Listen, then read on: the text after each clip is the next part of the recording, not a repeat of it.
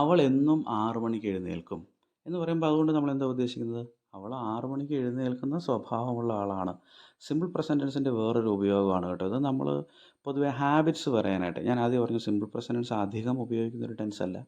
Habit പറയാനായിട്ട് അവളെന്നും 6 മണിക്ക് എഴുന്നേൽക്കുന്ന ആളാണ് എന്ന് കാണിക്കാനായിട്ട് നമ്മൾ സിമ്പിൾ പ്രസന്റ് ടെൻസിൽ നേരെ ആ സെൻറ്റൻസ് അങ്ങ് പറഞ്ഞാൽ മതിയാകും. She wakes up at 6 o'clock. എന്നും എന്നുള്ളതിന് വാക്കൊന്നും നമ്മളവിടെ ഉപയോഗിച്ചിട്ടില്ല.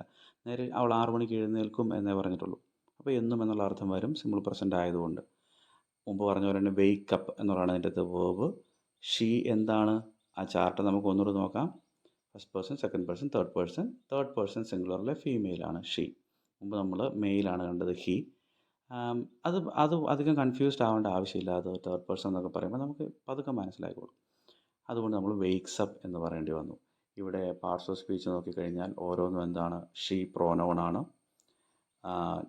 വേർബ് ഏതാണ്? വേക്കപ്പ്. അതാണ് നമ്മളത് വേക്സ് അപ്പ് ആക്കി. പ്രിപ്പോസിഷനാണ് അറ്റ്. അതെന്താണ് നമുക്ക് ഡീറ്റെയിൽ ആയിട്ട് പഠിക്കാം. 6 o'clock നൗൺ.